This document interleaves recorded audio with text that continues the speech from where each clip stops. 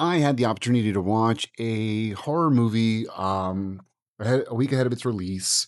That once I saw the initial trailer and learned the concept, I was in. I'm referring to Bury the Devil, written and directed by Adam O'Brien. It's a really interesting concept. The whole movie is a one-shot movie, like from the very beginning. Well, except for the uh, two scenes. Um, Actually, just one scene, the scene at the beginning, which shows us how the movie ends, and then from there we flash back 72 hours prior, and then the whole movie is shot in just one take. So it's a flow through movie, and it works. It's actually a really cool filming concept, and I thought it was executed pretty well.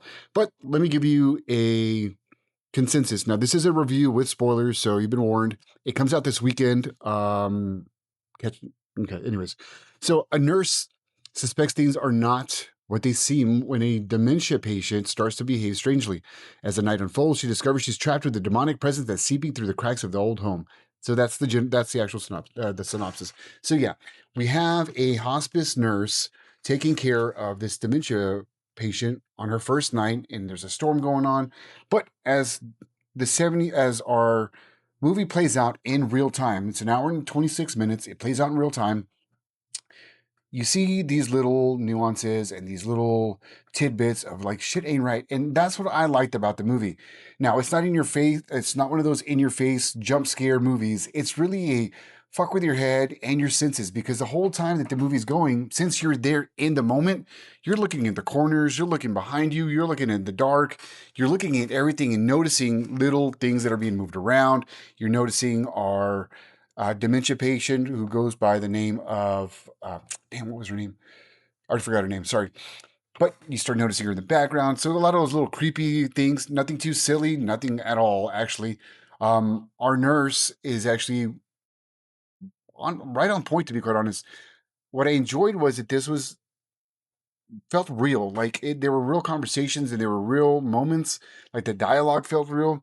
There were some times where it kind of came a little too stale, not too often, but you could tell it was an indie movie, if that makes any sense to you.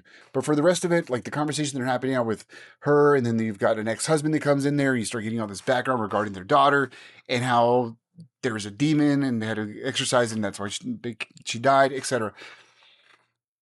It just plays out so realistically well. It takes me back to like the original Blair Witch. Now, I know Blair Witch doesn't hold its own for a lot of people now, but at that time and moment, because of marketing and the way it was handled, that movie was just one of the most incredible and genuine things that ever come out. Um, it was a masterpiece. I still think it holds its own, but it clearly worked better back then because everybody thought it was real and we didn't have internet, social media, etc., to spoil it. This one kind of puts you in that kind of scenario where you're just like, damn, it has very realistic properties to it. A lot of really tense moments, a lot of just uneasiness, and that's what it was supposed to execute. Down to the very end. I loved it, to be quite honest. I thought it was great. I personally will give it a 4 out of 5. I feel like it was just missing a little bit of more of a finesse into it. Again, it clearly screams independent, and in some aspects, it's a bad thing. Again, really small, but in some aspects. Um, but I still say it's worth watching. Check it out. Dark, dark room. Get the vibe going, and let me know what you think down below once you do. Until the next Lerman Nerds, appreciate you.